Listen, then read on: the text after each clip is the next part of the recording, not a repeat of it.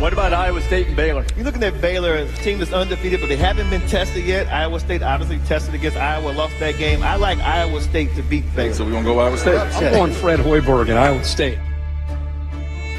And the Baylor Bears start the season at 3-0 here at home against the Cyclones. All right, we're built for this. All right, these are games. This is the reason why we're here at Baylor. For games like this. Count on 3. 1, 2, 3. Yeah. But if you decide to go out there and trust your training and play like the Lions that you are, then you become the storm. All locked in together. The game ain't the storm today. We get to be the storm. And if it gets hard out there, it makes us go hard.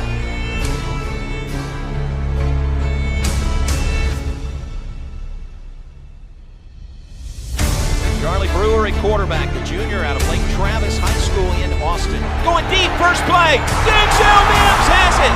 He is tackled after making the catch at the 26-yard line.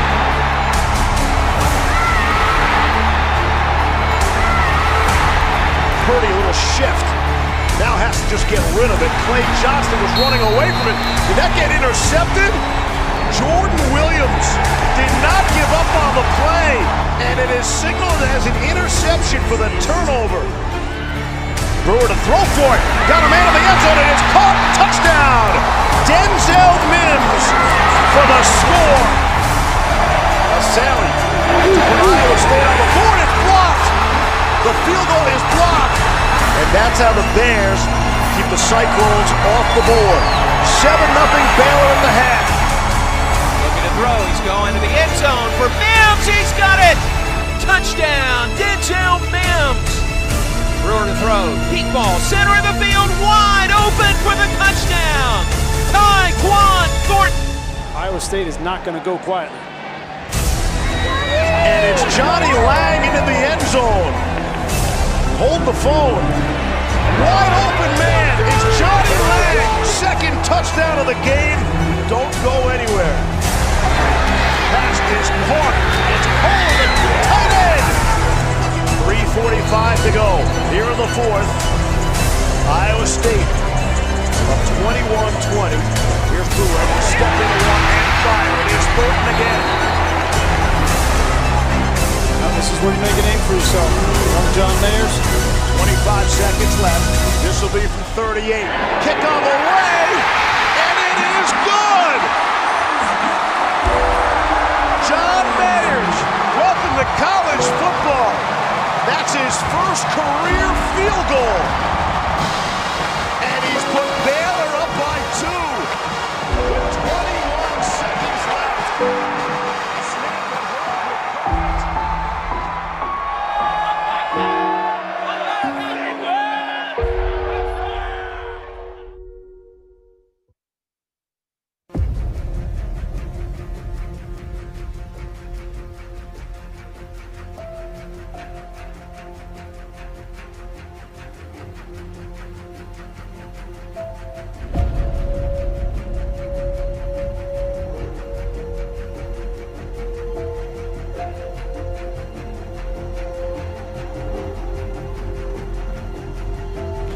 Welcome to Manhattan, Kansas for K-State and undefeated Baylor. It's the Matt Rule Renaissance well underway on the banks of the Brazos. They're a veteran group. They run the ball very, very well, and they fit their gaps. How this group can stack up against a very veteran-laden K-State offensive line, that's the matchup to watch today. The Baylor Bears come in undefeated. Can they stay that way under Matt Rule on the road?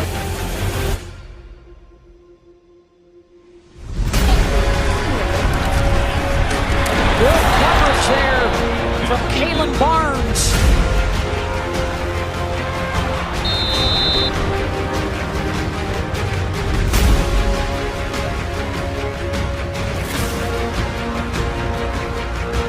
Good hold. The kick is away, and the kick is good by John Mayers. Pressure, and he's sacked back at the 43-yard line. Second and 10, and another run on a big cut by Hastings. And a 33-yard run. More play action, wide open in the end zone, touchdown Thornton. They lost him again, and a 29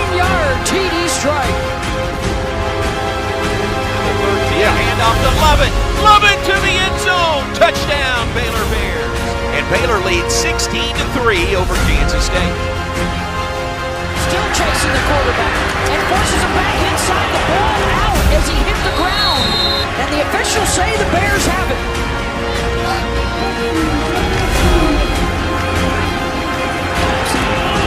Tipped and intercepted at the 30-yard line. Picked off by Kramer Darnold. Bohannon fakes the handoff. He's going to keep it. Bohannon into the end zone. Touchdown, Baylor Bears.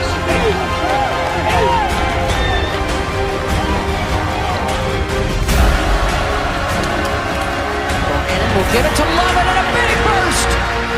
John Lovett's going to take it all the way. 46 yards on the option left. Touchdown, Baylor. And Baylor has a win over Kansas State, 31-12.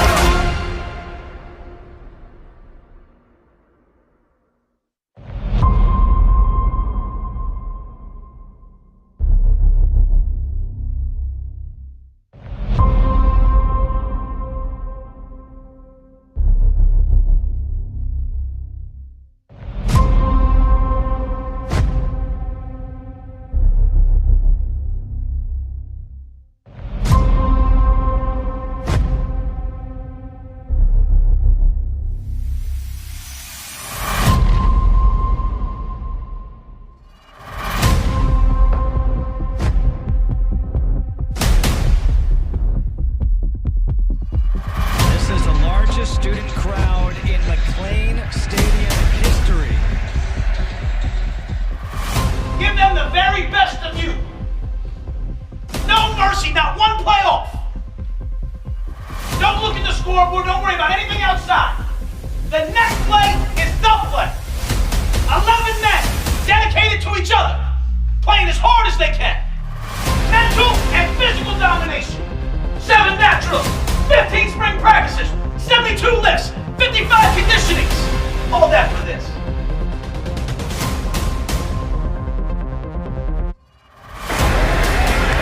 First down, he gets sacked. It's James Lynch. Duffy over the middle. Now this one gets picked off. Mayer's kick is good. The handoff to Thompson. Ball comes loose. Recovered by Baylor. Brewer makes the handoff. He's going to run it. Right side. Brewer to the end zone. He's in. Touchdown, Charlie Brewer. Brewer again on the sneak. Touchdown. Pass over the middle. Incomplete. And intercepted on the tip drill. Baylor has the interception. We got a minute and 29. I hope that's enough. To the sideline, and it's caught. Denzel Mims. What an adjustment!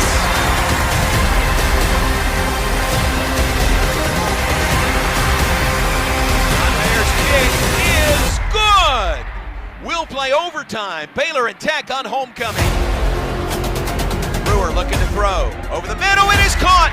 15-10. Mims bumped out just shy of the goal line. It's kept again.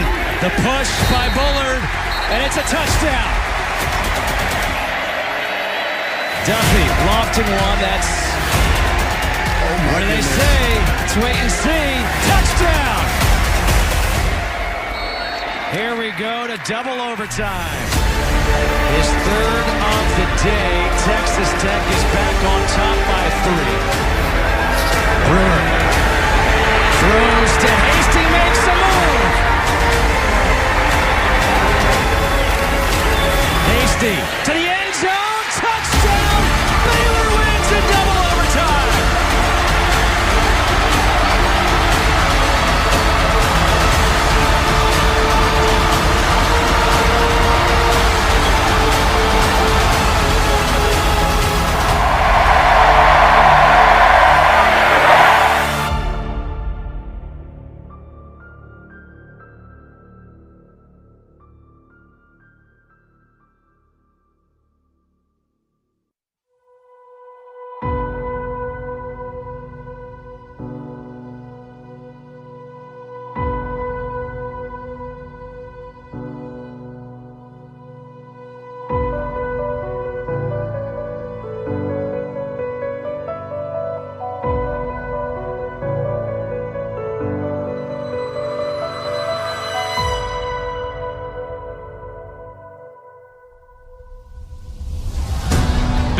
is the third team since NCAA classification began in 1937 to start 7-0 within 2 seasons of starting 0-7 or worse. This is rarefied air that Matt Rule has the Baylor Bears sitting in right now, but they've got the target on their back as the top team in the Big 12.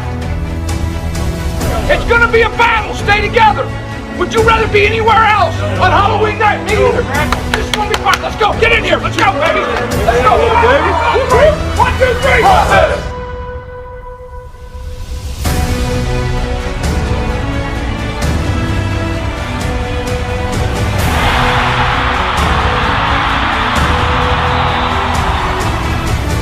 Brewer looking left, lofts it up. There's Snead. Touchdown Bears.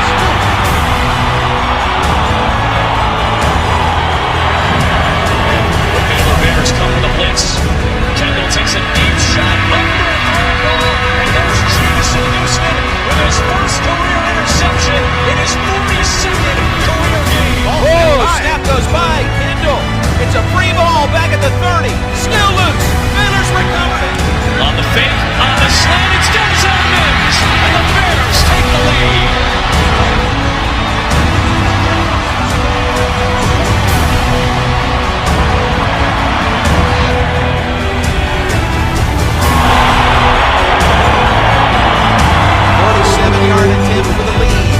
Away, the kick is good.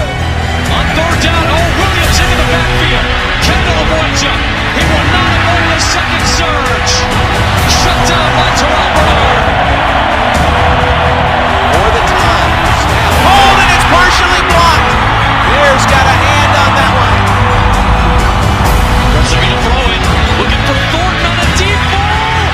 Simultaneous, it looked like Thornton and Washington were battling, and it's a touch. And the Baylor Bears are 8-0.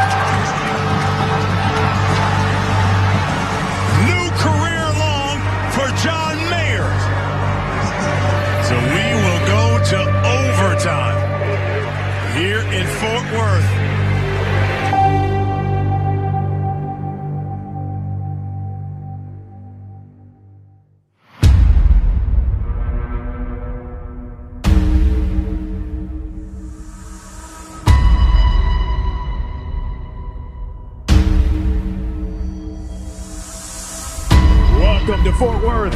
College football celebrating 150 years, and we got a heated rivalry that dates back 120 years as 12th ranked Baylor Bears take on the TCU Horned Frogs. You'll win with discipline today, because then your talent takes over. It's going to be a grind. Enjoy that. Grind it out. Nothing in life worth having is easy.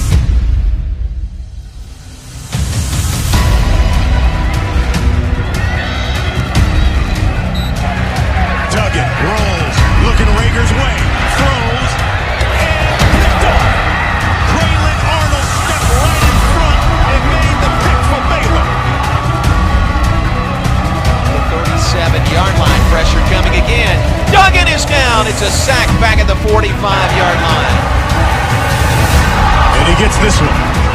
So the Bears are on the board. Duggan under pressure by Roy. Pick! Terrell Bernard! Big play, Baylor!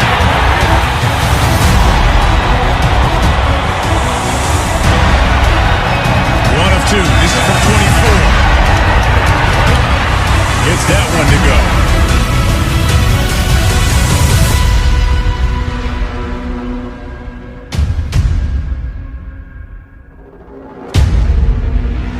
The kick is away by Mayers. The kick is good! but he hits it from 52 yards out.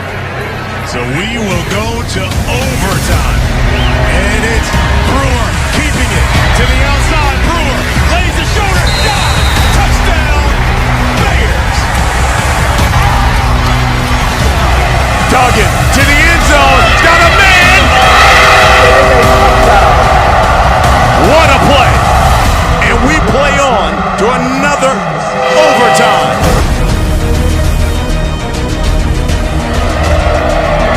Third goal. Lanalua puts his head down. Bowls in. It comes down to this. 4th and 6. Brewer. Throw over the middle. Caught. Mims. Touchdown. Stick 'em Bears. 23 all as we go to our third overtime. Brewer looking up top, then comes back to the bottom for Platt, and Platt makes the grab. Brewer from the 4. He's going to throw again. Left side for Mims. Does he have it? Mims! Touchdown! Denzel Mims goes up and grabs it for a touchdown. Bears go up 29-23 in triple overtime.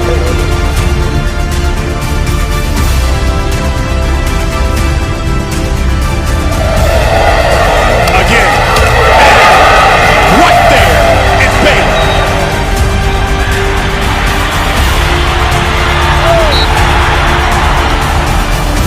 Duggan going for the end zone. The pass is intercepted by Graylin Arnold. The Bears win in triple overtime over TCU. No flags on the field. Baylor wins it in triple overtime over the Frogs.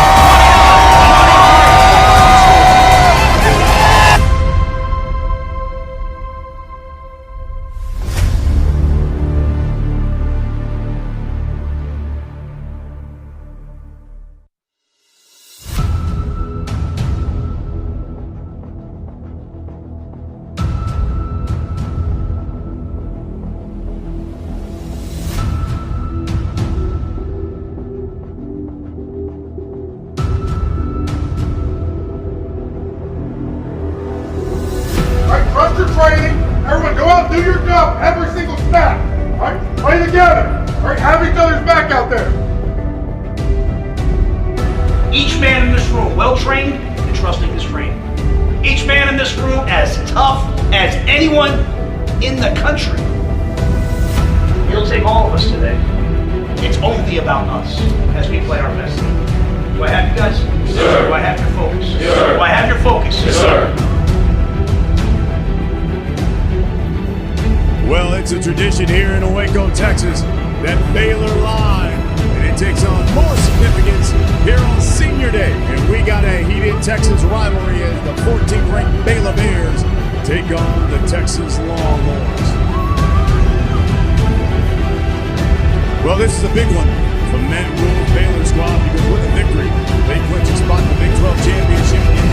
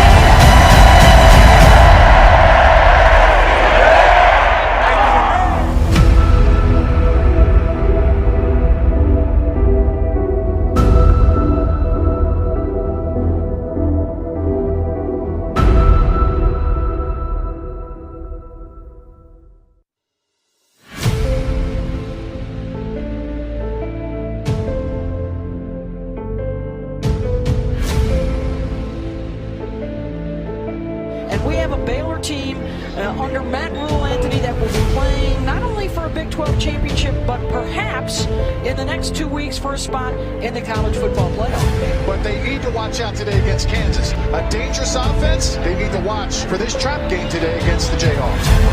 So we go out there and we play for each other today. You guys got me? Every snap, all right? We're all relying on each other.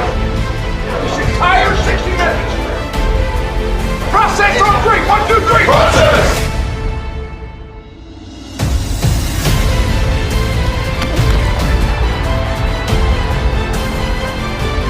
First and goal, Bohannon will run it in for the Baylor touchdown.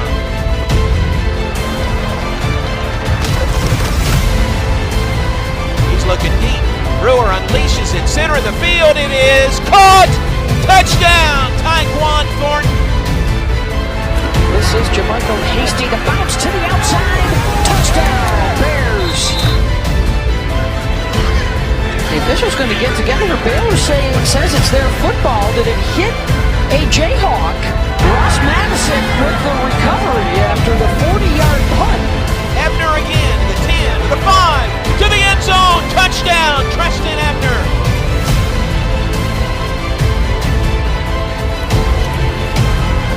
Across the middle, and it's intercepted. Picked off by Henry Black. Hand off to Hastings through the hole. 10, 5, touchdown. Jermichael Hastings. And hit hard as he throws the ball upfield. It's intercepted. It's Braylon Arnold. Blake Lynch has it the other way down to the 15-yard line. Fifth takeaway today for Baylor in a 36-yard return. To the end zone. Touchdown, Jermichael Hastings. Here's to Waylon Jones. Jones into the end zone. Touchdown, Baylor. Touchdown number 2 on the season. And another interception for Baylor and Zeke Brown. Jacob Zeno takes it in for the touchdown. From 1-11 2 years ago to 11-1 this season. Baylor Bears finish with a decisive win over the Kansas Jayhawks.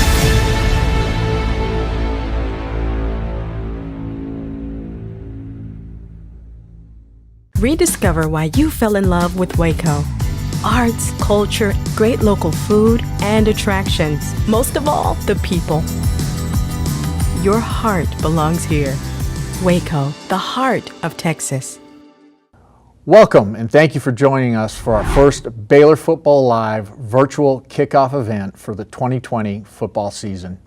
Though we'd rather be together in person for the Texas tour, we are so grateful that you are joining us online. This has certainly been a long-awaited return. We're so blessed and excited to be back together again to finally talk about football.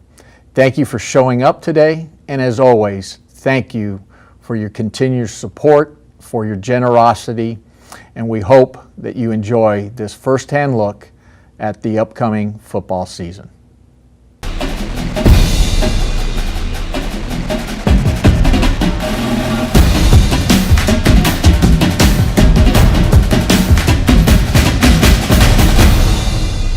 Hi everybody and welcome to this evening's Baylor Football Live. We are glad to have you with us wherever you're tuned in this evening. We are brought to you by the Waco Convention and Visitors Bureau. Go to wacoheartoftexas.com to plan your trip today.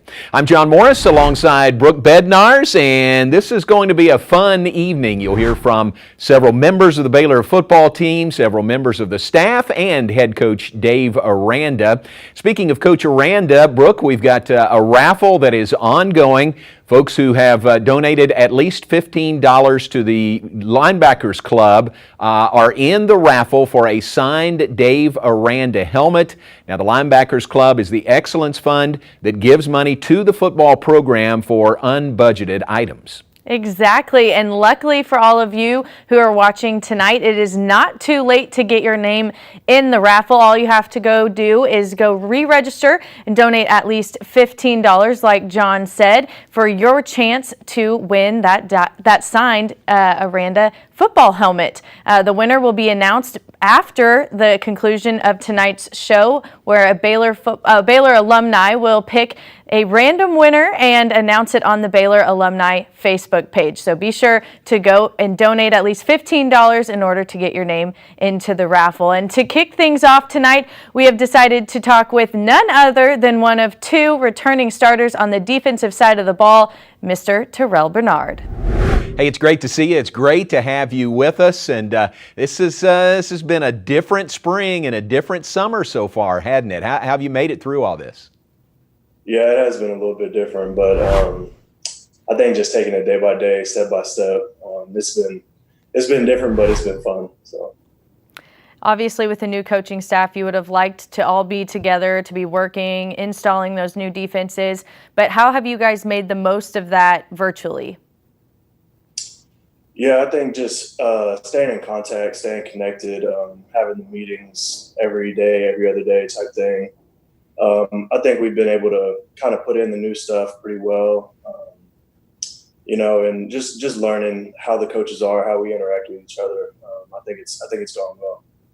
Hey, tell everybody watching about one of the things y'all did. A really great idea, I think, to have other position coaches be with you, like some offensive coaches, or position coaches on defense. How'd that go? And who was the best coach, assistant coach, not your linebackers coach, with y'all? Yeah, it was interesting. It was something different, just getting us to know the staff a little bit better. I got to say my favorite was Coach Fedora. Just kind of getting to know him, where he's come from, where he's been. I think it's been really interesting being able to see the other side of the ball a little bit more. Describe Coach Ron Roberts for us and kind of what fans should expect a defense of his to look like for y'all next year. Yeah, well, Coach Ron Roberts, he's a great guy. Just in the short amount of time that I've gotten to know him, he seemed like a very good dude. But I mean, they can expect us to pressure the quarterback, send a lot of different looks. We can go from 3 down to 4 down, kind of interchange with the new jack position. We're going to have a lot of speed on the field, and I feel like we're going to cause a lot of havoc for the offense. It's going to be a lot of new faces out there, especially starters. You guys led the Big 12 in defense last season, but 9 of those starters have moved on. You and Raleigh, the only 2 back as starters from last year. What's that like? I mean, you're in a different role this year, aren't you, being one of the 2 returning starters? Yeah, it's a little bit different this year. It's going to be a lot of new faces out there, but the thing is, a lot of those guys have played before, so they might not have started last year. I didn't start for a couple games last year, but I mean, just having the experience of being out there and seeing kind of what that defense did last year, I think that'll be a good thing for a lot of guys that play this year. A lot of them contributors, like you mentioned. You knew how to step up when your name was called last year. Clay Johnson, we're going to speak with him in a little bit, but you kind of filled that spot whenever he went down with that season-ending injury. So what did you learn from that experience that you're going to be able to use now as a leader of the defense? Yeah, I think that's probably one of the most important things that I've been able to kind of bring into the table. Just having that experience of maybe not getting the opportunity at the beginning, but then being pushed into that opportunity. Just staying ready at all times. And really one thing that I took from those guys like Clay and Blake and Jordan, just teach the young guys, because you never know when it's going to be their time and when they're going to have to step up for the team. So I think having both of those perspectives kind of helped me a lot for this role that I'm in now. It's really fun to see 3 of the 4 draftees from Baylor were from the defensive side of the ball. How great is that to see these guys, that you were with just this past season, now moving on to the next level? Yeah, it's crazy. It's really cool. Just seeing where those guys started and how far they came. I mean, I'm happy for all of them. So it's been cool to just watch them. The Baylor football team has been excelling on the field and in the classroom, breaking records with all the GPAs and everything that came out. But you are on track to graduate this summer. Tell us a little bit about that and what motivated you to graduate early. Really, I knew once I came in here, I wanted to graduate in 3 to 3.5 years, so I could try to pursue my master's degree, which I'll be doing this this fall in sports management. So I think just coming in with a plan, coming in with a goal, and sticking to it. It hasn't been easy, but I mean, it's worth it. Congratulations. That's a great accomplishment. You're almost there to your undergrad degree coming up by the end of the summer. Well, let me ask you about Coach Aranda. Obviously a defensive background with Coach Aranda, the defensive coordinator at LSU and Wisconsin prior to coming here. What's it like to have a head coach that has that kind of defensive background? Yeah, it's interesting. It's different. I'm really excited to be able to get to work with Coach Aranda. He's very, very smart. I'm sure a lot of y'all have heard kind of how smart he is. So just being able to talk to him, he calls me, I call him up, just watching film sometimes, and he'll break down little things to me. Even in our walkthroughs that we were having before everything happened, he was able to kind of just adjust little things here and there and gave me a new perspective on how to play the position. What would you say in regard to your game specifically that you've been working on using this time to develop yourself to where you can be at your best come fall? Yeah, I mean, all around, but specifically just recognizing plays, recognizing formations and tendencies and things like that. Just kind of giving myself a key before the play even starts. And that comes from, like I said, film, obviously working with Coach Roberts and Coach Aranda with like pregame stuff. So I think I can improve that a little bit more, and it'll help me a lot this fall.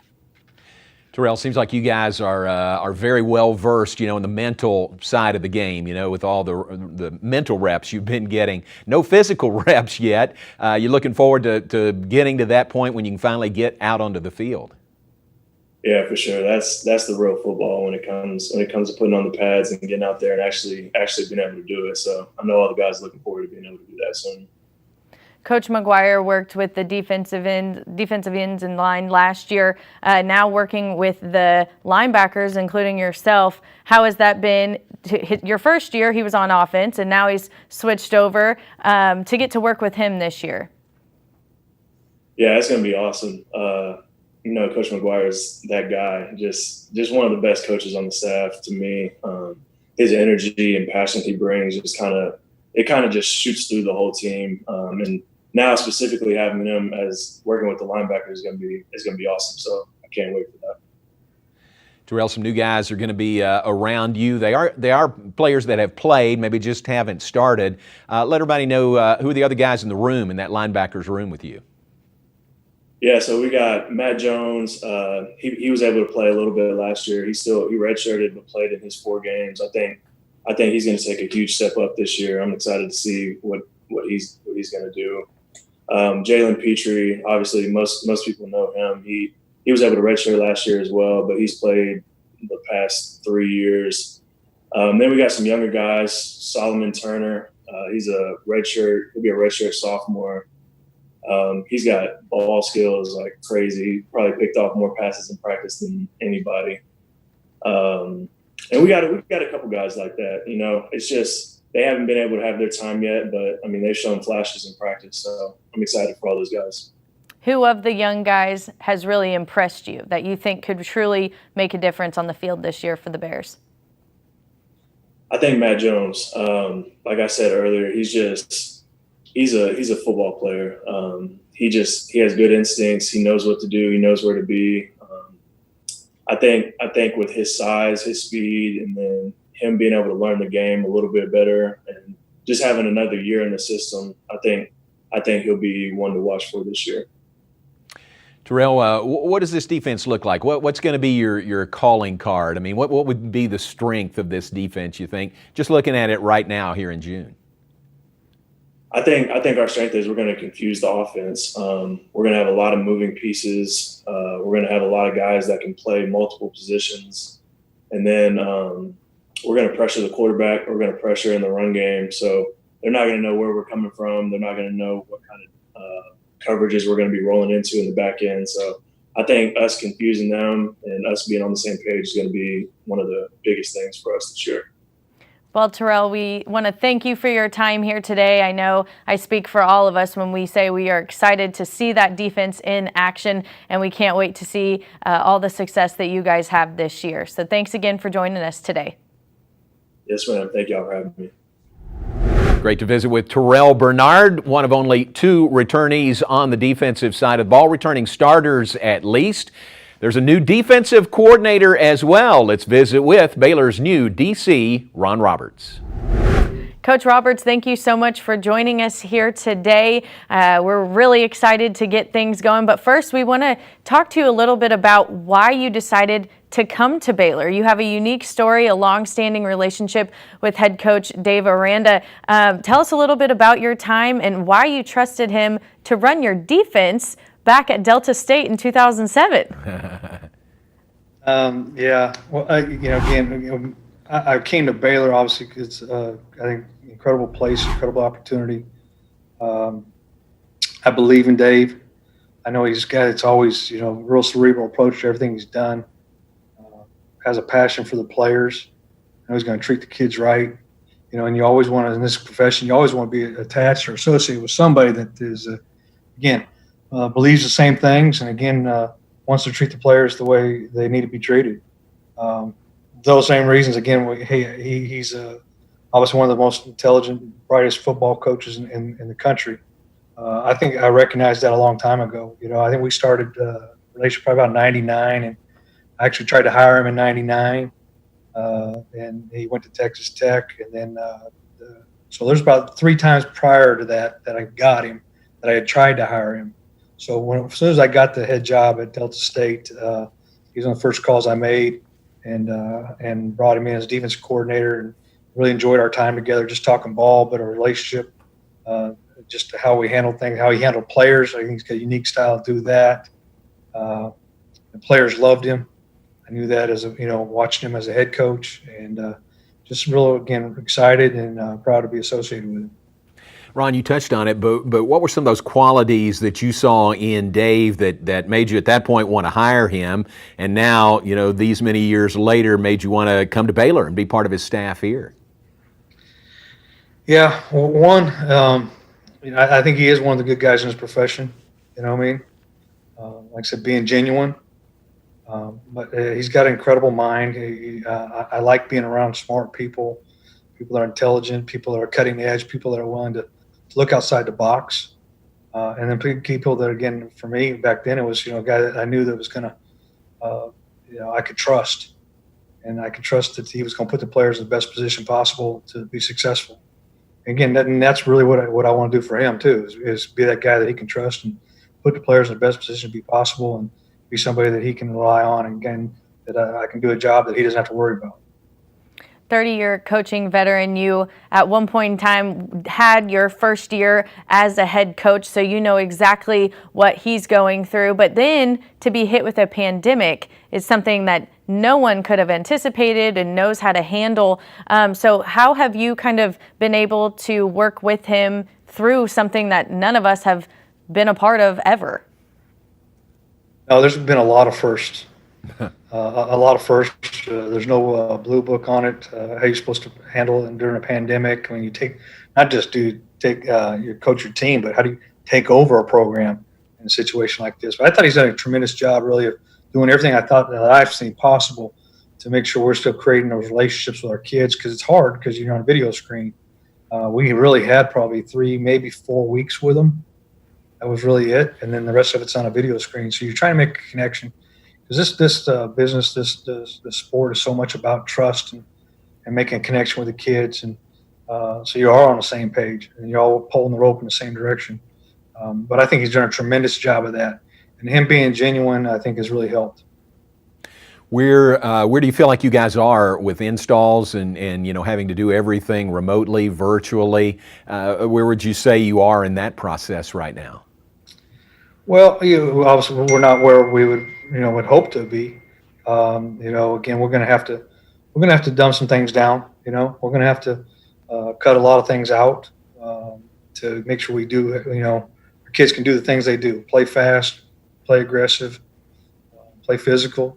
Because at the end of the game, that's really the nature of the game, and playing defensive football.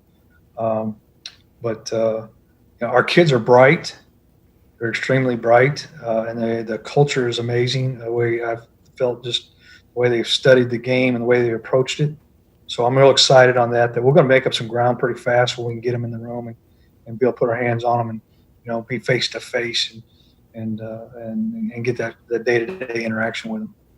We just spoke with one of your defensive leaders, Terrell Bernard, a linebacker for the Bears, and he talked with us a little bit about the excitement that he has for your defense. But I want to hear from you. How would you describe a Ron Roberts defense? What should the fans expect from that side of the ball this year?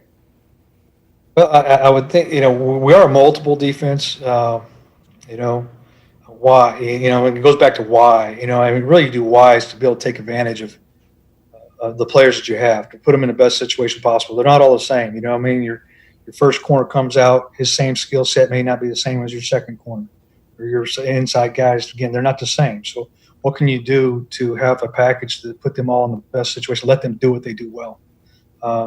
So I think we'll be multiple, we'll be aggressive. We're going to build upon the things, again, I think that have been set here. Playing great defense, playing with a passion, playing it aggressive. I thought one of the best things you turn on the tape from 2019 is the defense played so hard. I've always had pride in that too, that our kids are going to play really hard. That you're going to see the passion and love of the game just when you flip it on the tape, or when you sit in the stands and watch our team. I think everybody, you want them all to walk away thinking that they can see that passion, that love of the game, just by the nature of the way our kids take the field. So that is probably a huge part of it. This would have been a great year, Ron, to have a spring practice. How novel is that, to go through spring with the new coaches, and you getting to know them and them getting to know you. But also 9 starters gone from Baylor's defense that led the Big 12 last year. 2 guys are back in starting roles, and some guys who have played a lot. But, it seems like there's going to be obviously a lot of work to be done before kickoff. Yeah, there is. I mean, I think we've got some tremendous young talent. And then luckily we've got some guys that have been around that are very mature, guys like Terrell, Raleigh, Tejada, those guys that have been in there, that they've been in that dogfight, Boogie. I mean, those guys, they're mature in how they handle their business. They set a tone. They've been there. They've done that. And then we've got tremendously talented young group of players that, and that's my job. I got to bring them along as fast as possible and make sure we don't want to change the way we play football. We want to make sure we take pride in it. In order to get those guys ready to where they need to be, you have to have a solid defensive staff working alongside you. Kind of walk us through your relationships with them. Some of them are new to you, having to piece through that, not only getting to know the players, but your own coaching staff as well through Zoom. Yeah, that's been a challenge, So again, you going back, there's some of them I have a pretty good relationship with, are longer lasting, multiple years. Coach Powledge, I worked together the last couple of years. He was actually at a stop when I took over at the head coach at Southeastern Louisiana. He was there as a GA right before I got there, so kind of first time got to meet him there. Dennis Johnson's a guy I've known because he's worked with Dave the last 4 years. Got to know him really well on a personal level. Those are good. I mean, I think Joey McGuire, again, what he brings to the table is passion for these players, his passion for the university. He's, again, been a huge benefit in us getting to learn these players as fast as possible. And he's really filled a lot of those gaps to kind of get us caught up to speed of what makes this guy tick, what's this guy about, what does this guy need, all that. And that's a huge part of it as well, And then Brian Stewart, again, brings a wealth of knowledge and experience to the game. He's been a coordinator multiple places, multiple times, obviously at the NFL and in college football. So, he's somebody that I'm going to have to rely upon heavily in those back ends. What we want to do is make sure we're just function together. It's not me. It's going to be a thing that we put together, all of us, and what do we think our kids are best at, and that's what we're going to major in. Ron, what do you think about this league, Baylor in the Big 12 conference? Yeah. Well, the first thing that sticks out is there's a lot of amazing quarterbacks in this conference. I think it's been that way for years. Tremendous talent, tremendous competition, tremendous rivalries together. Amazing thing. I'm excited to be part of that, to get involved and be part of those rivalries. Again, I'm excited. There's a lot of reasons I'm excited. What would you say is going to be the strength of this defense, whether it's this overall defense or individual personnel? we're going to have to rely on some guys that have been there in the fire. And I keep mentioning Terrell. You don't want to put all the weight on his shoulders, But the guys that have been there and got the majority experience, the returning starters, those guys that are coming back, we're going to have to rely on them quite heavily. You know what I mean? Not just to make plays, but just to provide leadership, being in that fire. And what is it like? I think a lot of it comes down to the relationships you build. I think we do have a strong culture inside our locker room, but the relationships that we build, and we got to do a good job of that. And that's why probably the most reason you're excited about. You want to get back there in July and get on the field and get that interaction with our guys. But looking forward to it. Yeah, getting back out there, get to the physical nature of football. Are you looking forward to that when you can get to that point and kind of get some physicality going out there? Yeah, I mean, again, it's going to be a huge benefit just to put the first time we can put those pads on and get our kids back to some normalcy, get them back doing the things that they enjoy doing, the things that they love doing, and see where we're at. We're going to have obviously some new guys are going to step up.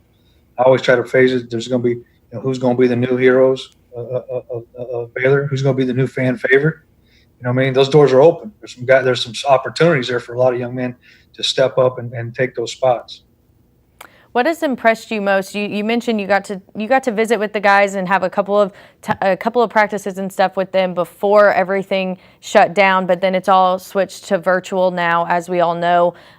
What has impressed you most, just overall, about the entire defensive side of the ball and those guys? Probably the way they conducted their business daily. As simple as it is, coming in. With a business approach, they come in, sit down, notepads out, taking notes, everything you see, their cerebral approach to things. They're asking great questions. They're involved, they care, and they're passionate about things. Those are all remedies to have success. Most of the times, those are things you have to build. That's one thing. I mean, I give credit to the last staff. Coach Rowland did an amazing job creating that culture. We're not walking in. A lot of times you take over a new job, you're trying to pick up the pieces and build something. It's here. We got to keep doing the things that are strong. We got to keep them going, and the areas that we can make improvements, we need to make them.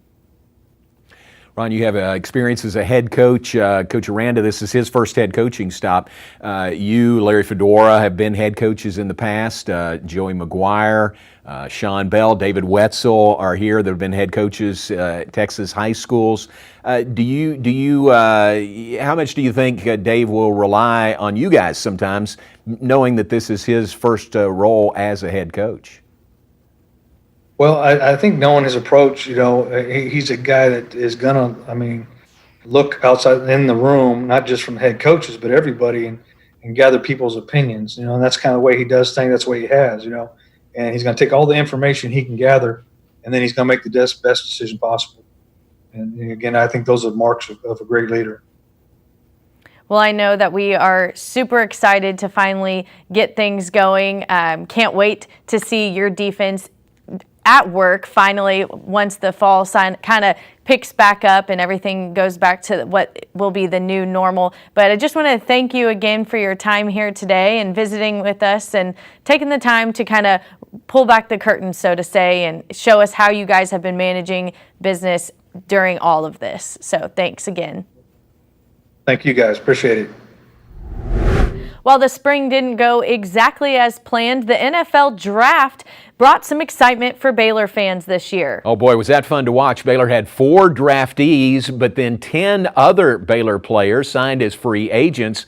That's a great group headed to NFL camps later this summer. One of those drafted, Clay Johnston, the Baylor linebacker who is headed to the LA Rams. Clay, thank you so much for joining us. It is so good to see you, at least virtually. How have you been throughout all of this? I've been great. I've been in Dallas just training, and I've been doing better than I ever have. I feel great. What's it like? Where'd you find a place to work out, to train? Who you been working out with, if anybody, and just going through this in really a different manner? It's been a blessing because I kind of got taken in by the Matisics. You know, Ross Matisic, the long snapper, who's with the Jaguars right now. His family's allowed me to stay with them because they live right next to a facility called MJP. It's Michael Johnson Performance. And so the Rams sent me to Dallas to just get hooked up by the PT side, and their strength staff, and just continue the rehabilitation process for the knee and just going into training camp. So I'm just here till they send me on out there to LA. Before we dive into what we all want to talk about, which is the NFL draft and your reaction, let's go back to your senior season. You had a very successful start to the season before you unfortunately suffered that injury. Since suffering that injury, how have you kind of fought back? You never stopped working. You've rehabbed to the point of being drafted. So just what was that whole process like for you? Just through the injury, just from the injury up till now? Well, man, it was terrible. I was so, obviously I've talked to y'all before, like just having that knee injury in the middle of the season because we knew we were capable of that year to just contend with the Big 12. And so being hurt, but then being just kind of transferred into that coaching role as a player and just still being around the guys was a blessing.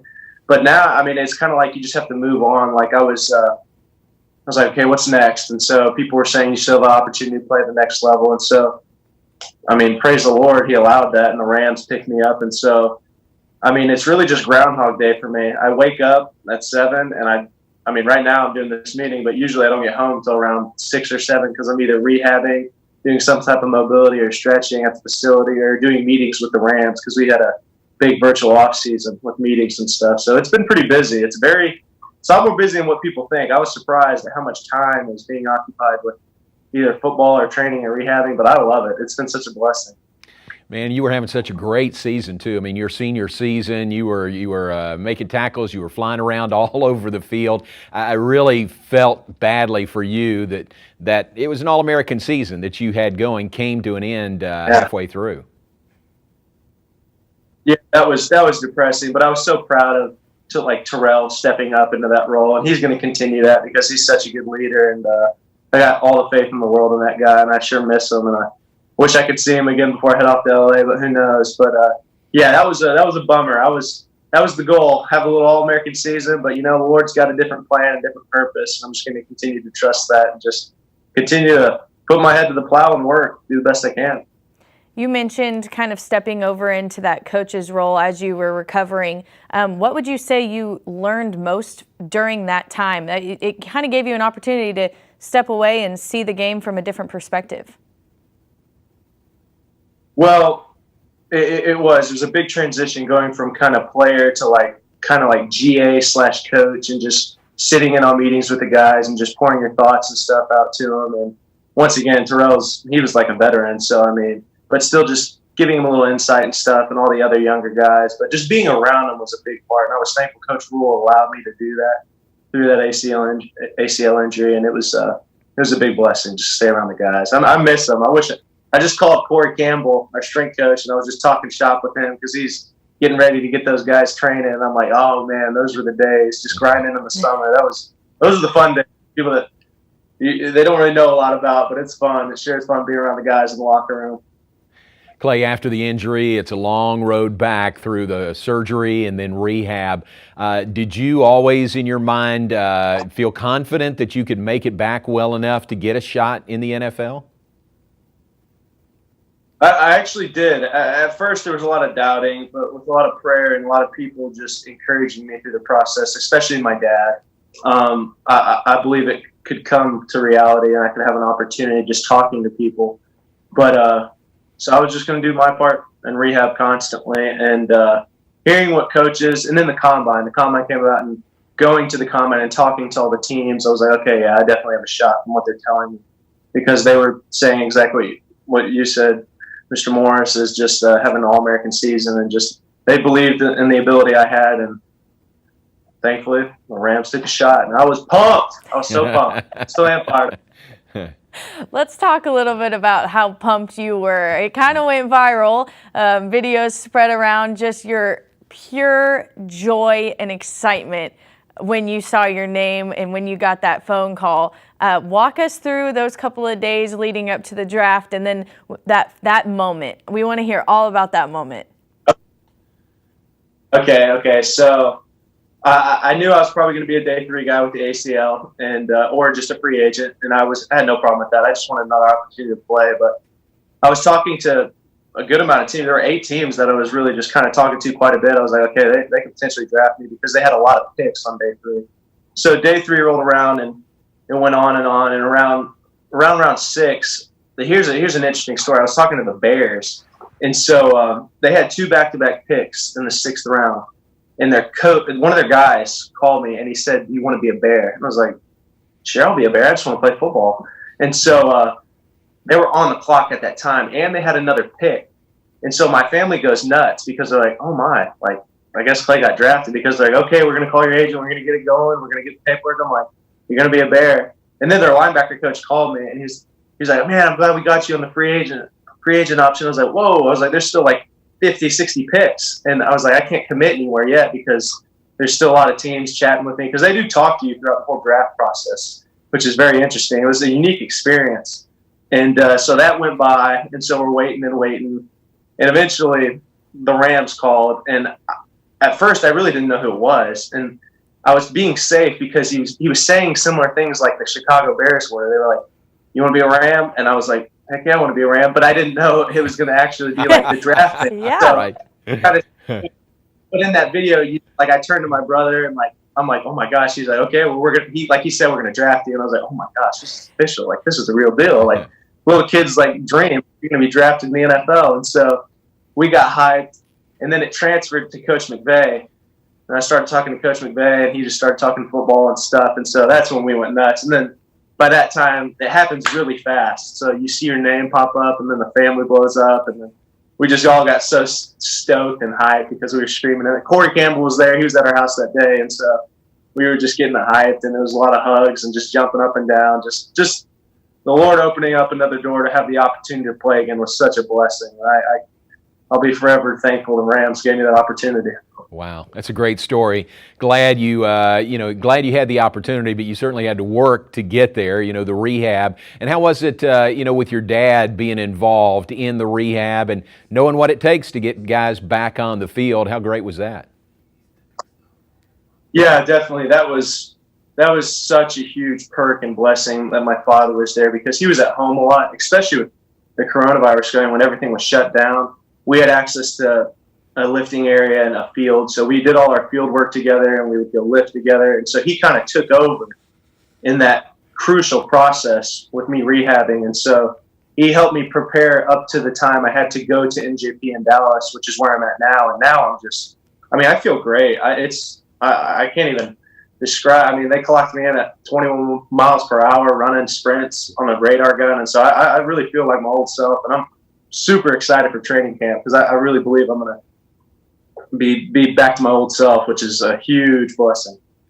Your dad's back working in the NFL. You're about to be in the league, or you are now. Just got to get you out to LA with everything hopefully clearing up soon. But you grew up around the NFL with your dad's job and everything like that. So do you think that kind of provided you an insight to see firsthand what it takes to get there and to not let an injury like yours stop you from reaching your goal? Yes, I believe working with my dad and growing up around that strength and conditioning atmosphere definitely kind of prepped me because it's not, I don't know how to put this into words, but it's not like I'm sure a lot of young guys and rookies kind of look at it like kind of glamour, like, wow, this is crazy. But just growing up around guys like Eric Weddle, Manti Te'o, Brett Favre, all these guys that are great football players and Hall of Famers and potential Hall of Famers was a huge blessing to see their mindset and how they look at football. They look at it as a game, but they put their whole body, soul, mind, everything into the game itself. And so that's what I want to do. And it's just such a fun sport, and I'm thankful it doesn't have to end. Just having the opportunity, I'm beating a dead horse here, but I can't say enough how just being able to play the game, it's such a blessing to just be able to play the game. Clay, you definitely left your mark on Baylor University, Baylor football with the time that you were here. I'd be interested about the mark that Baylor left on you. Obviously, you were impacted in a number of ways by your time here at Baylor. Yeah, definitely. I mean, I was so thankful. There were definitely a lot of ups and downs. Obviously, we went through multiple head coaches with Browse, Grove, and now Rule, and now Aranda's there, and I know he's going to do such a great job. But I was so thankful for the time being around the guys. Like, what I loved about Baylor was how they stressed that faith atmosphere. We did another video where I was talking about how Baylor claimed to that Christian just tradition and that they cling to Jesus. And I really appreciated that because we would always have Bible studies as players. We started a player-only Bible study in Coach Rule's office, and we would meet once a week and players would come, and it was very intimate, just people pouring out their heart, just learning so much about repentance and just things of the gospel. And that, I was just so thankful for Baylor and just our coaches and players and just them allowing that for us to do that. And just, that was one aspect that left a mark on me. And just, I know it's going to prepare me after football, whenever football is done. Who knows when that day will be, just going on, being a man and just doing the things of life. And it's just going to prep me to be a man. Baylor developed you on and off the field, like you just mentioned, but it also did that for a couple of your other teammates. 3 of the 4 draftees for the 2020 season were on the defensive side of the ball. That's got to make you feel pretty good that your defense kind of stepped up when needed and it got recognized. Yes, definitely. That was awesome. When I saw Bravion, especially Bravion to the Panthers, I was going nuts. Because what's great, I was talking to them during that same time. I was like, okay, they might snag me. They might snag Bravion. It was crazy behind the scenes talking to them while they're on the clock. And you're like, oh, my gosh, they can give me a good. But when I saw Bravion's name, I was like, this is freaking amazing. And James Lynch, too. But aside from the guys being drafted, we had, I think, 9 or 10 of our defensive players free agency. And then you got Ross right now. He's with the Jaguars. But it was a testament to our football team and how hard people worked and how actually a lot of the NFL teams believe in these guys' abilities. And so we're all going to have an opportunity in training camp to just prove ourselves. And that is a huge blessing. That Coach Rule prepared us very well in that area, and I'm thankful for that. What's your schedule? Do you have anything definitive from the Rams yet about a training camp or location or anything like that? Yeah, I definitely do. They want me to head on out there July 4th. I'm going to drive because I want my truck. So it's going to be a long drive. But go for it. It'll be a scenic road trip. Yeah. I'm sure I'll see a lot of desert on the way there. But I'm stoked. I'm going to head on out there July 4th and get in their rehab area for about 2 to 3 weeks before training camp. And then the vets report, I think, July 28th, but the rookies are supposed to report July 24th. So that's when all my fellow teammates will get in there. And so it's going to be awesome. Even right now at MJP, Bobby Evans, a guy from Oklahoma, a guy I played against for 3 years, he's working at MJP. And so just talking with him, and it's just already having the right relationship with him, it's a huge blessing to get to know these players. And I'm excited to get there, LA. I really am. How have the Zoom meetings been so far? Obviously, you would prefer to be hands-on, meeting them face-to-face and working through all of that in person, but have you been able to kind of adjust to that, and what have you been able to pick up so far?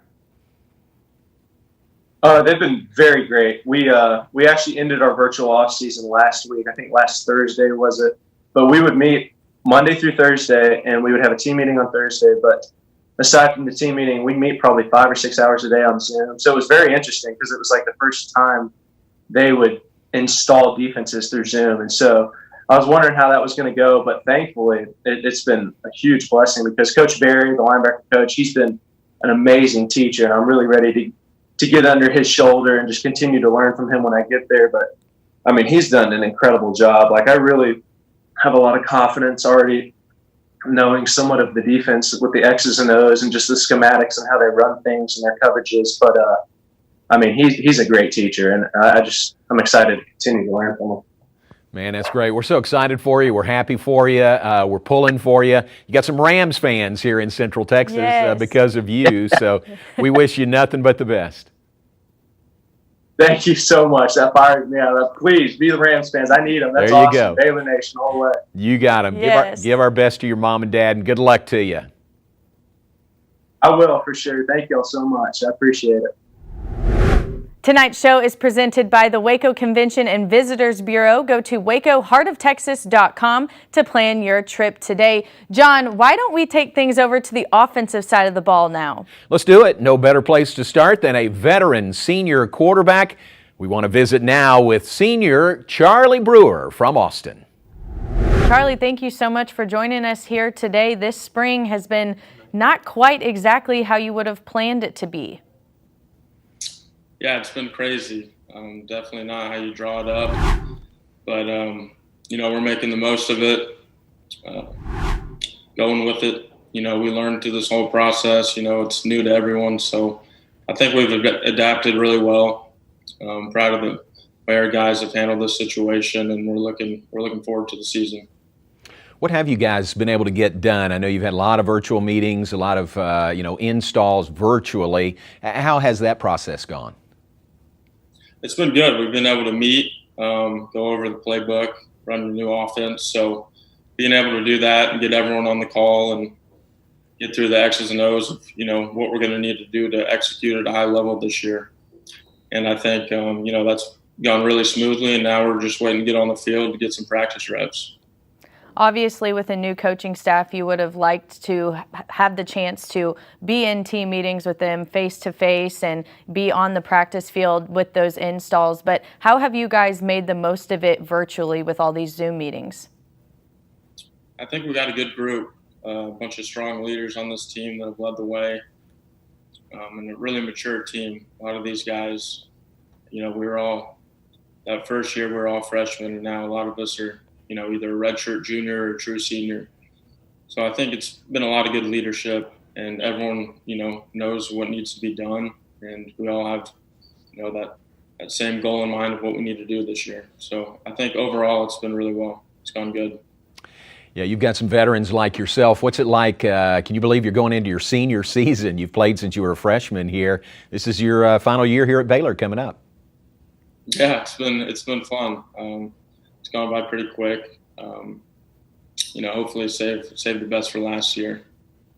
Do you feel like you're a different quarterback than when you first stepped on campus? Yeah, I do. I think when you get here as a freshman, you evolve your game and just, grow up as a young man. So, I've learned a lot, gone through a lot of different experiences, whether good or bad.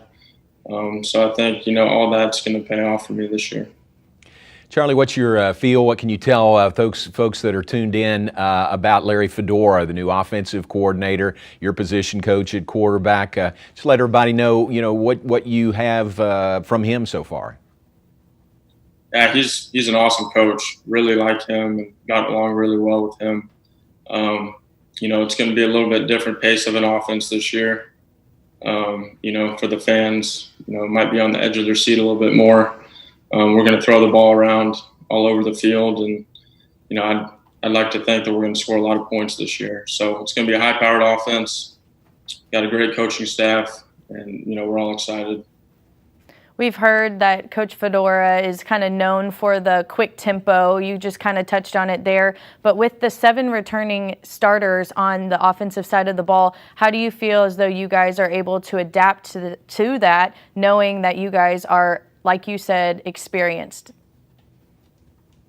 Yeah, I think, just with a lot of guys that have played, I think game experience is a crucial thing in football. I think the more you play, the better off you're going to be when you get out there. I think everyone, has understood that when we get back, you got to know your assignments, you can't have any wasted reps on the practice field. So that's kind of the importance of right now we've spent of learning the playbook, really knowing the ins and outs of it. So when we do get back, we can hit the ground running and, go be one of the top offenses in the country this year. Charlie, it seems like each year you've wanted to, obviously you want to get better each year, each game. What is it, anything in particular that you have worked on, that you want to work on to be better on in your personal game going into your senior year? Yeah, there's a lot of areas that I've worked on, physically. I feel like the past few months here, put on some muscle. And I think really just with this new offense, really getting to learn just everything about it and have every answer that I possibly can to put our team in the best position to win this year. And I think that if I can get the ball out of my hands quick and accurately, I think, we'll be in good shape because we got a couple guys on the outside that can go. So, I think just getting the ball out quick, keeping the defense on the heels, and, just go be a good offense this year. Coaches have said you've also been working on and putting a big effort into becoming a vocal leader throughout your 4 years here now. Is there anyone in the past that maybe you've looked up to kind of help you accomplish that this year? Well, when I was a freshman, our two older guys had left, so kind of had to figure it out on my own a little bit. So didn't kind of have the older guy to teach me that, but I think, I've learned as I've went. And I do think that I took stuff away from guys like Anu Solomon and Zach Smith when I first got here, and learned some good stuff from those guys. And, I've applied that as well as doing stuff, kind of my way and how I think it's, effective and how it'll rub off on the team in a positive way. So I think I've learned from year to year, and, I just feel really good where I'm at right now, physically, at a leadership, point, just all around. I kind of feel the best that I've felt all around right now. Well, it's great to see you through the magic of Zoom. Can't wait to see you in person. We appreciate your time and looking forward to having you guys back on the practice field and the season opener September 6th. Thanks a lot. Appreciate it. Now let's welcome back the man leading the quarterbacks as well as the entire offense. Now visiting with Baylor's new offensive coordinator, Larry Fedora, is with us. Let me say welcome to you tonight, and let me say welcome back to Waco and back to Baylor. Larry, it's great to have you back here as a part of Baylor football.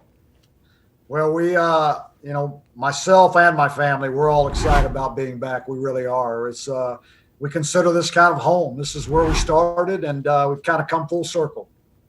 Talk us through a little bit of your experience. You were an assistant coach from 91 to 96. What was your experience like then? And kind of share some of the memories with us, if you will. Yeah, so I started out here. I came in and I was here under Coach Taft his last 2 years. And to have an opportunity to do that was incredible. I mean, the things that I learned from Coach Taft and his staff, at a young age was invaluable for a young coach. And then the offensive coordinator, Chuck Reedy, was the one who got the job.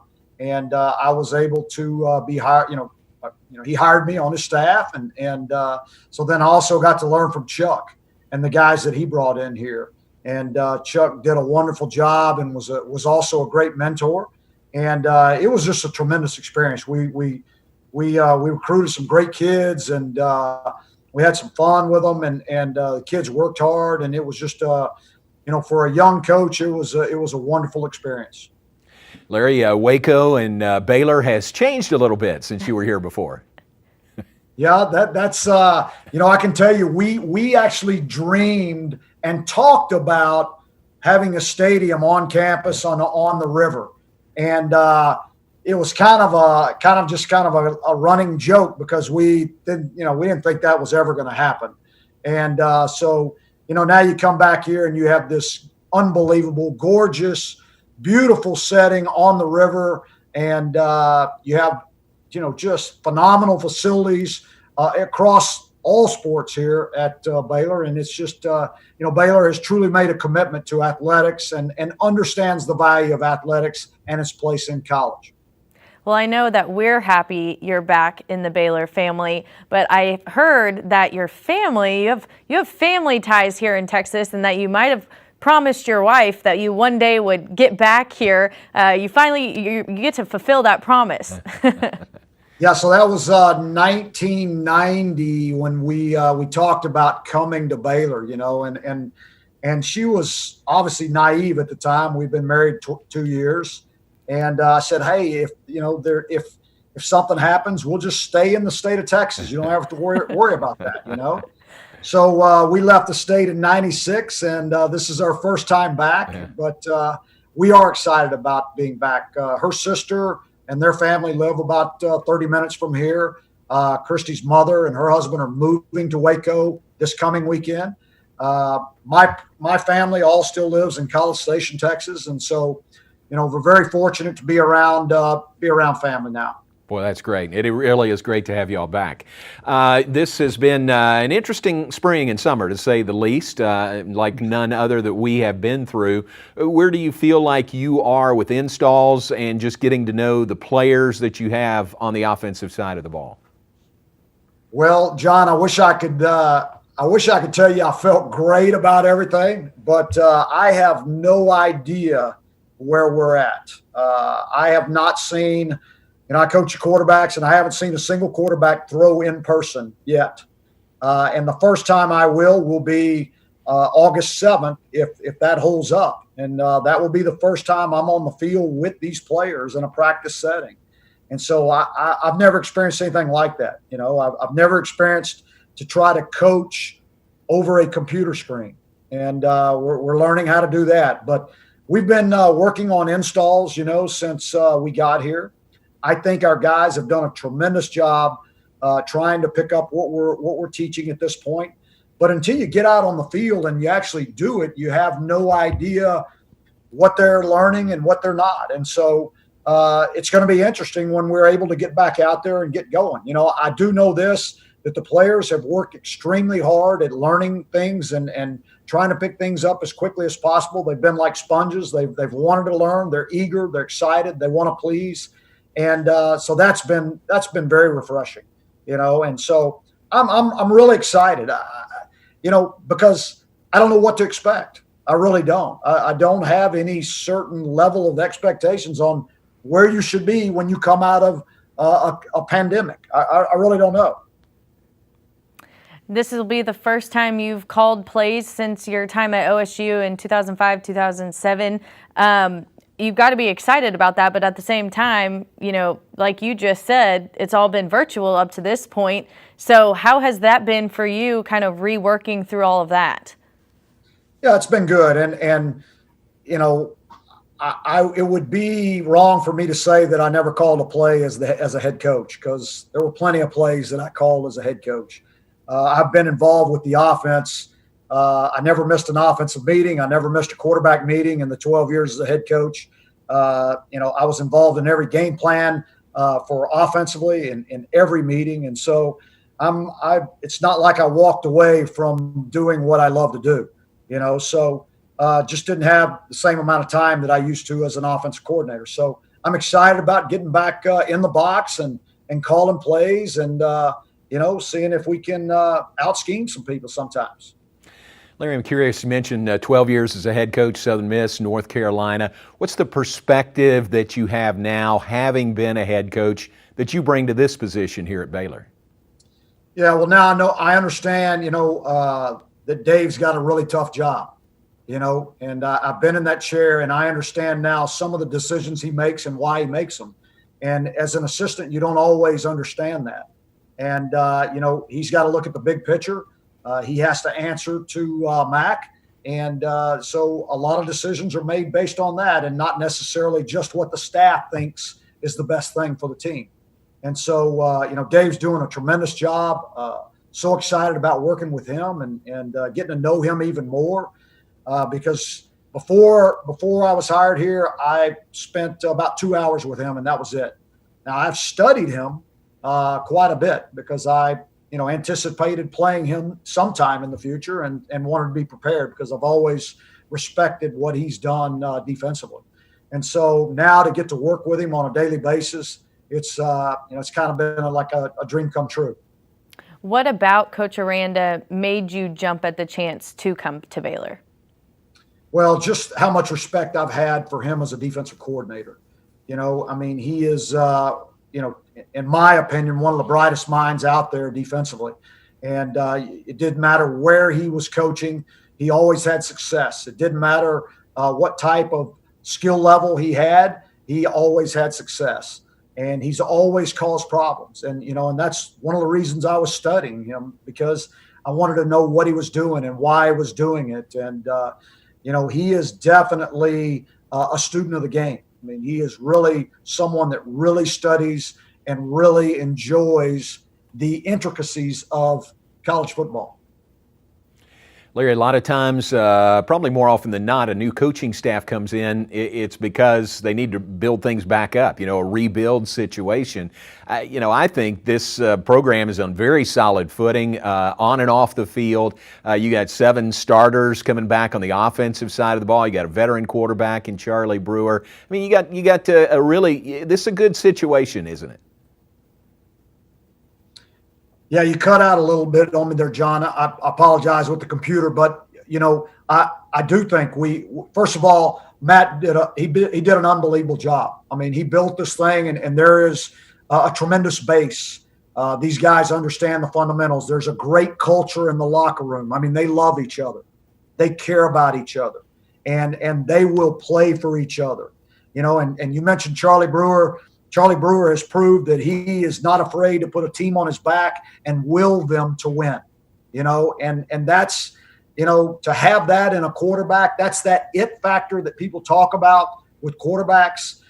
Maybe they're not the flashiest, the biggest, the strongest arm, the fastest, all those things, but man, you'll take a winner any day.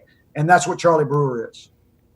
We just spoke with Charlie, and he talked about your offense and how excited he is to actually get a ball in his hand and throw in front of you for the first time. But you're known for your the cutting edge of the offense and being quick and tempo and everything that comes with that. So what should Baylor fans expect for a Coach Fedora offense? Yeah, that's a great question. I'm wondering what Larry Fedora should expect. That's fair. That's fair. Yeah, I have never experienced anything like this. So there's so much unknown. I think that we have some, from what I understand, we have some tremendous athletes all across the field and in the backfield, and so I'm excited about doing some different things and moving people into some different positions and trying to create some matchups that are going to cause problem for some defenses. I know that we have a quarterback who can both throw it and run it, and he's not afraid to do either. And he's not afraid, like I said, to put a team on his back. And so, I think we will continue to be multi-tempoed. That will be something that may be a little bit different. We'll be multi-tempoed. We're not just a go-fast team. I think it causes a defense more problems when you change the tempo within a series, within a game. And so we'll do some of that. And then what I really got to do as quickly as possible is find out what the skill level is of all of our players, and then figure out a way to get our best players on the field and take advantage of what they have. That's a good term, multi-tempoed. Does that mean go fast when you need to go fast, get them back on their heels, and then go at a different pace when that proves beneficial? Well, I know this. If you're a 300-pound defensive lineman and you get in the habit, you get down and you come off the ball and you get after the quarterback, you pin those ears back and you get your rear end way up in the air and they're going fast, and you get down again and you do it again, and then you do it again, and then all of a sudden they don't go anywhere. And you're sitting there, now your knuckles are turning white because you got 300 pounds on your knuckles, and you don't know when they're going to snap the ball, and all of a sudden they're not snapping it, and they're not snapping it. It gets frustrating for a defensive lineman. And so, whatever problems we can cause for those big guys up front, we're gonna do that. Your offense always starts up front with the offensive line, and you've coached with Joe Wickline. You got to be excited to kind of implement this and get back to work with him. Yeah, Joe and I go way back. The very first time I met is when I was leaving Baylor and Joe was coming in. And that's a story from another time. But Joe and I worked together for 3 years at Middle Tennessee State. We worked together at 3 years at the University of Florida. We worked together 3 years at Oklahoma State. And then when I got my first job at Southern Mississippi, I could not afford him. So we kind of broke up at that time. But I really am. I am so excited to be back here and to be with Joe, and because Joe knows the way I think. I know the way Joe thinks. I know I don't have to worry about the offensive line. I know what kind of job he's going to do. And there's no doubt in my mind he'll get it done. He'll make them better. And we'll see what happens from there. Yeah. What about you and Joe on that offensive side, and then the other guys that you have on that side of the ball, coaching with? Yeah, so Sean Bell I knew as a player, and I watched Sean, played against Sean. I was at Oklahoma State when Sean was playing, and have the utmost respect for Sean. And then to see what he did, on the high school level, and then to come here and to be around him, excited to work with him. Juice. Juice was a player at the University of Houston when we played them in the conference championship when I was at Southern Miss. And so, they had an unbelievable team. And he was, he was a captain on that team. I think they were undefeated, until we played them. And I think they were like number 6 in the country. They were a special team. Case Keenan was their quarterback. Juice has been wonderful to be around. Really has. A heck of a football coach, got a lot of juice, and, he brings something to the table every single day, And then George Munoz. I did not know George. When Dave brought me in here, Dave wanted me to visit with George. And so George flew into Austin, and he and I went to dinner, and we spent a whole evening just talking ball and talking and philosophy and getting to know each other. And wow, what a treat that's been, and so blending what LSU was doing offensively with what I've done in the past is kind of what we're doing. And George has a lot of say-so in that. Well, I know we're all excited to see it all come together.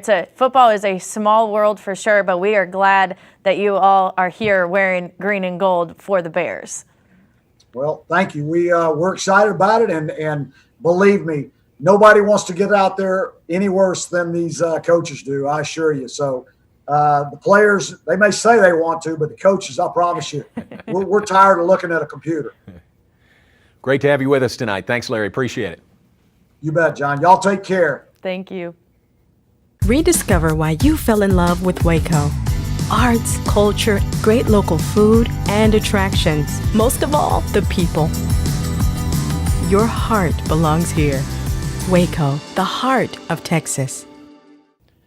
Welcome back, and glad you're with us again this evening for Baylor Football Live, a look at Baylor Football 2020. I want to remind you again, before we hear from head coach Dave Aranda, you can still enter the raffle for a Dave Aranda signed Baylor football helmet if you make a donation of at least $15, and that money goes to the Linebackers Club, the Excellence Fund for Baylor football. You will be entered into the raffle for that signed helmet. Now, the Excellence Fund, the Linebackers Club, this goes to the football program for unbudgeted items, however they would like to use those funds. Absolutely. So in order to get your name into the drawing, all you have to do is go register, make that donation, like John said, of at least $15. And then at the conclusion of tonight's show, a Baylor alumni will pick a random winner, and that winner's name will be posted on the Baylor Alumni Facebook page. So you still have a little bit of time, but without further ado, let's hear from the man of the hour.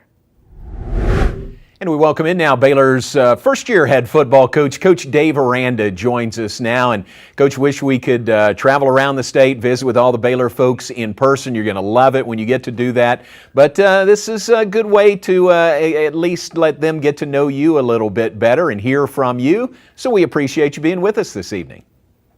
Oh, thank you. I appreciate you guys doing this. These are weird times, but it's good that we're getting back to football, and it's good to see you guys again. How have you been so far? This is by no means how you anticipated your first-time head coaching position and role to start by any means. I've been doing good. The connection that we have as a staff and the connection that we have with our team, I feel really good about. These last couple of days particularly, just talking about race and staff-wise and with the team, and we've been able to break out and have those discussions and really get to the heart of the matter. And really proud of our guys and just their breadth of knowledge and where their heart is on everything. And really focusing on getting guys back here to campus safely. And so proud of our health and wellness team and the work they've been putting into it, under Mac's leadership. And so a bunch of balls up in the air. We're juggling them as best we can. Coach, it's a business move. It's also a family move for you and Dion and your kids. Where are you in that process, getting your family here to Waco? Yeah, so I have a house that is here in Waco, and so there's a one room that is not being redone. And so I'm on the floor with an air mattress in that room, and they're closing in on me though. I think that room's about to be painted, and so it's good to be in town though, and so it's nice to be in Texas and in Waco. My family is still in Baton Rouge. They're saying their goodbyes to all their friends, both from my kids in their schools and my wife in the neighborhood, and so they're set to come over, I think, early in July. So I'm looking forward to that. During this time, we've spoken with several people, and they've all spoken about the fact that it allowed them, while they had to take a step away from football and their sport, they got to spend more time with their family. And as you processed and changed over to moving to Waco, I'm sure that was something that you enjoyed, getting to spend time with them that otherwise you wouldn't have had. No, I think that's true. It was really good, the ability to be with your kids in the morning when they're in the Zoom, to see my son Ronan almost have to be like strapped in to his chair to be in front of his iPad to do his work. I think I was like kind of the security enforcement so we could get done with his schoolwork so my wife could go about her day. And so there's interesting things while that's going on. We've got recruiting calls and we've got, planning for these installs.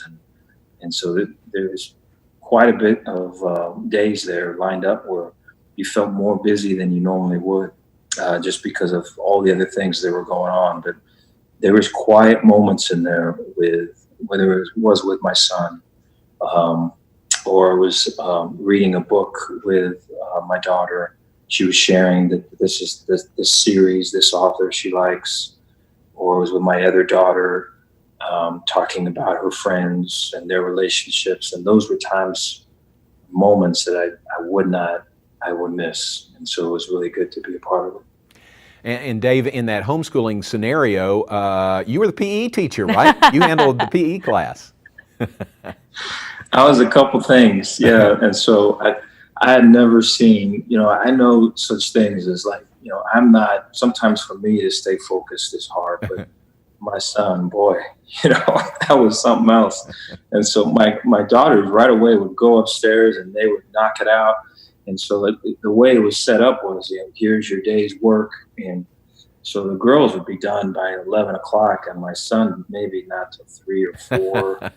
And so my wife had to, call in the righty, so I had to come in and try some relief. And it was a team effort. Well, we've spoken a lot about your family, and I know people are dying to hear about how you staffed your Baylor family, the coaches that you've chosen to join you on this journey here at Baylor. So I would just love to hear kind of the background on how you went through and chose who you felt would help push this program forward.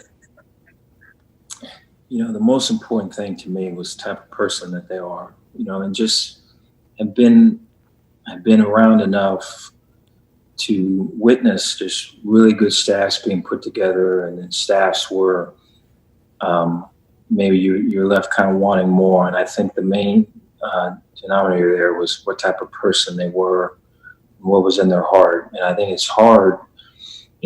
That's the thing that's probably easy to say and maybe hard to do, because I think you always are looking at systems, successful systems. You're looking at mentorship.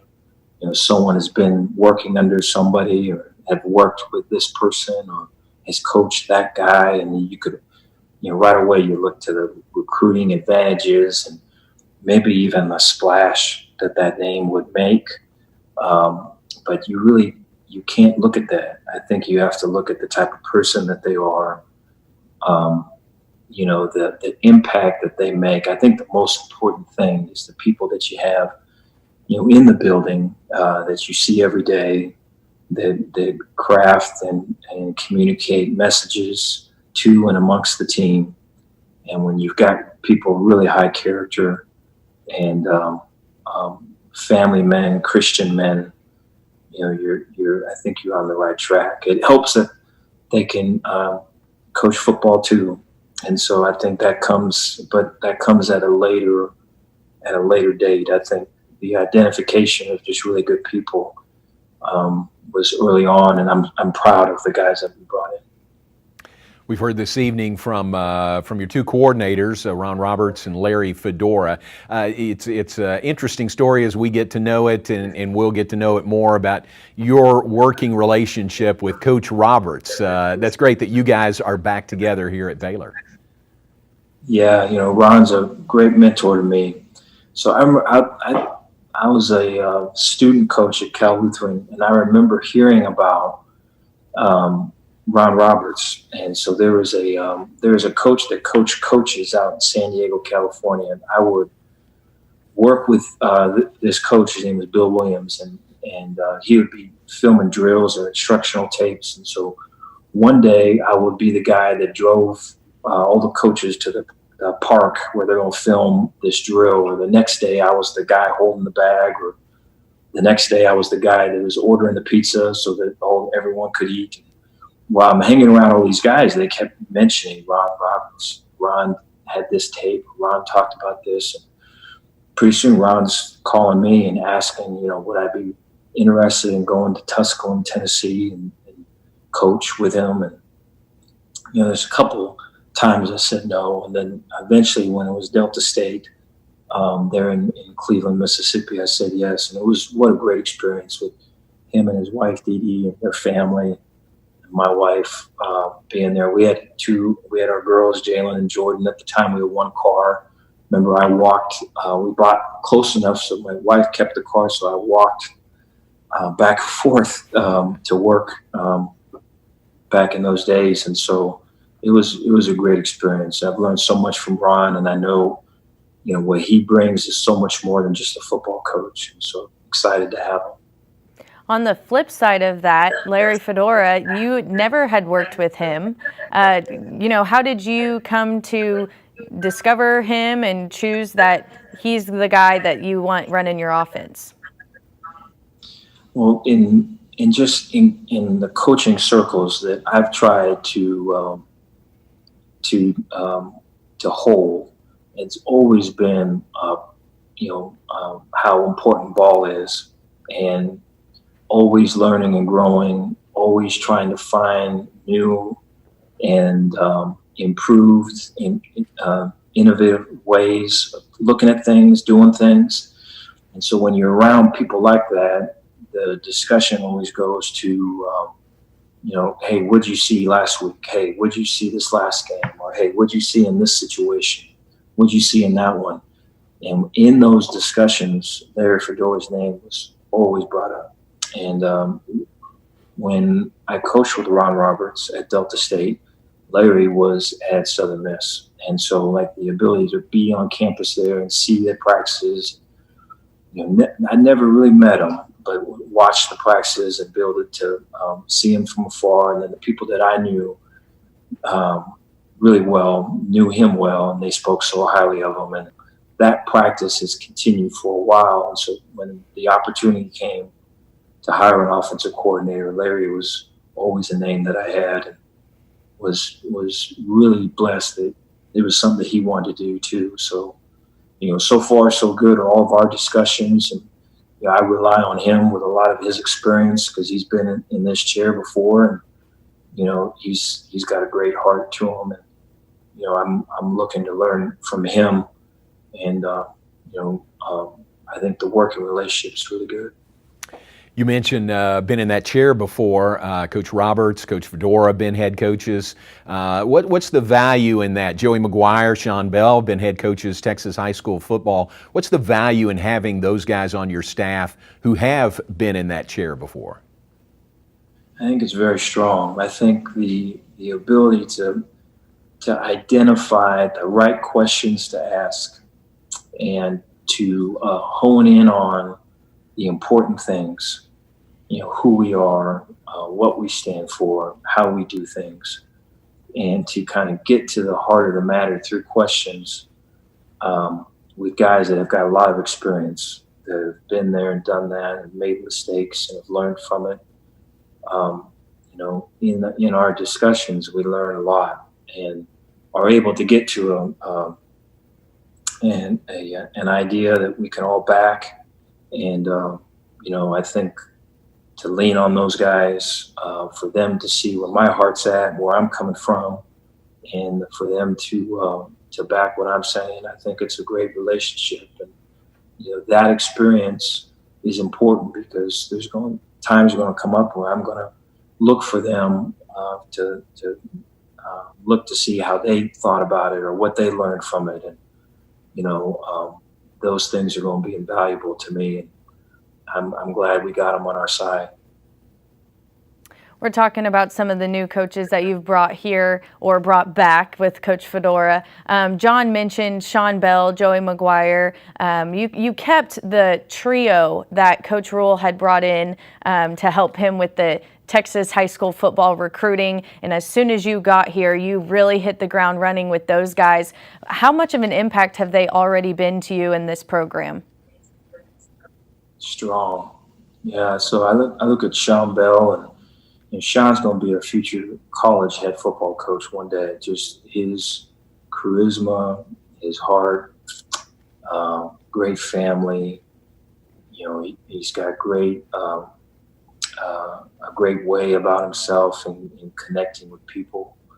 To go throughout the state with Sean was really eye-opening, impressive to me.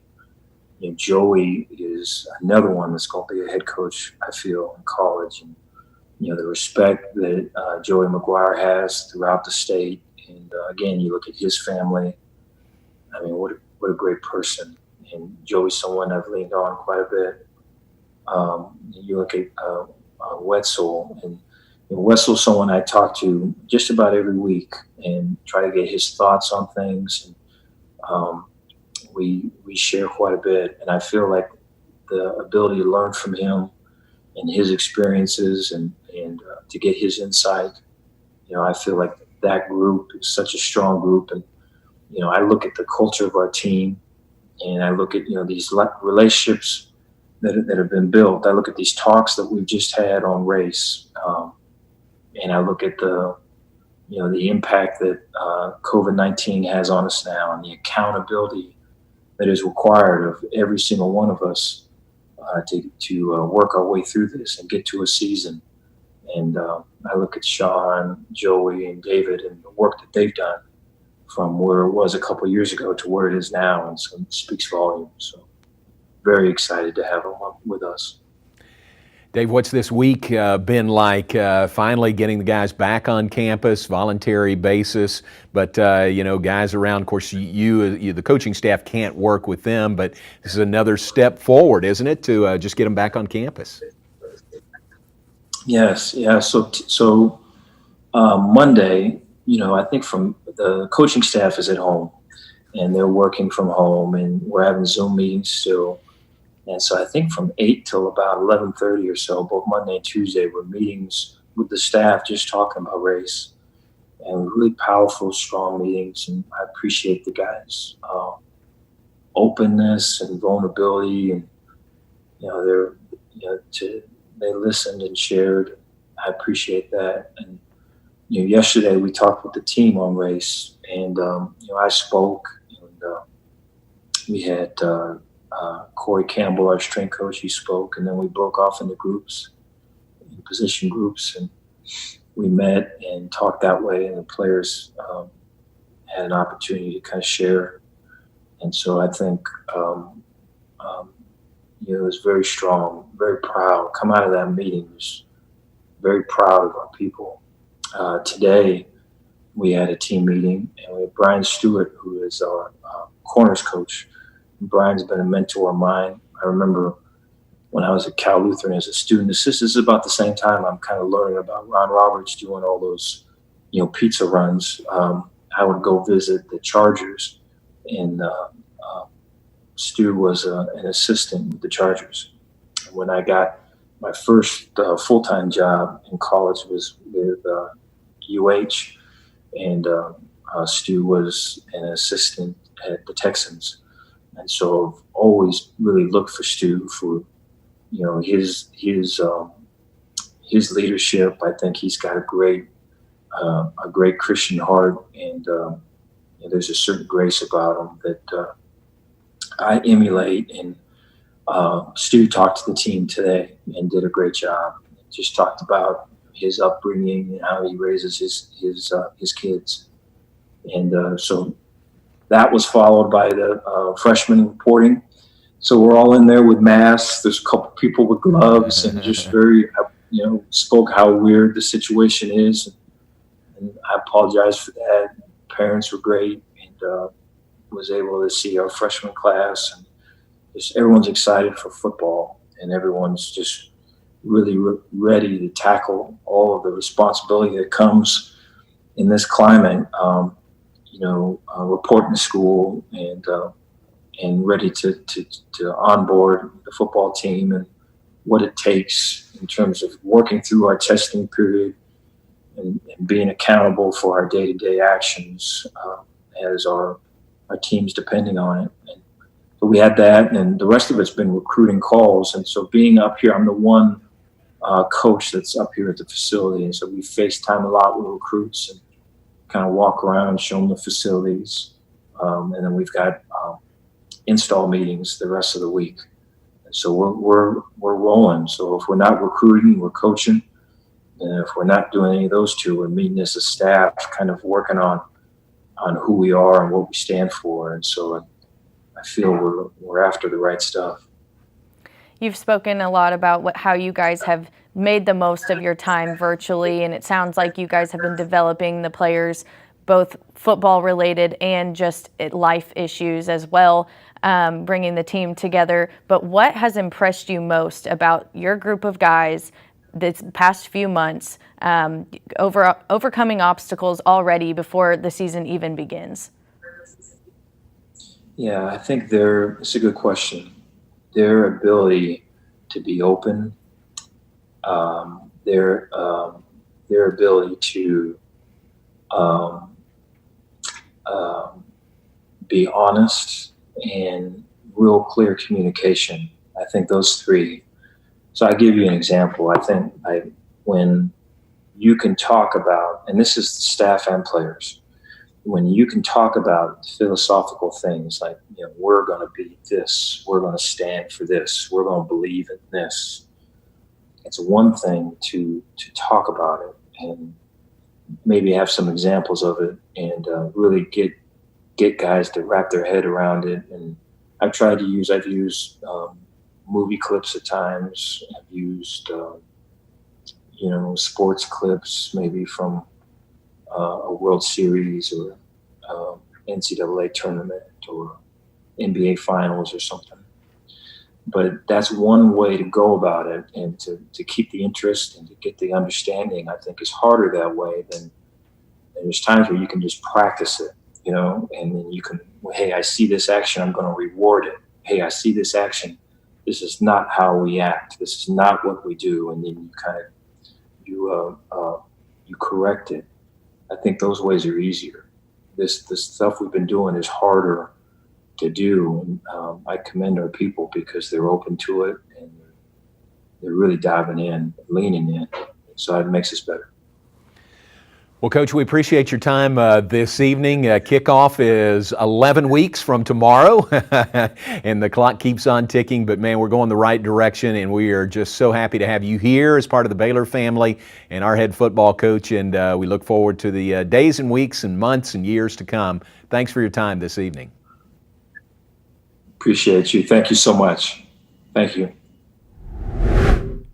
A special thank you to all of our guests, our players, Clay Johnson, former players, as well as the coaching staff, and of course, head coach Dave Aranda. We also want to thank the Waco Convention and Visitors Bureau for making tonight a special event that we hope you all thoroughly enjoyed.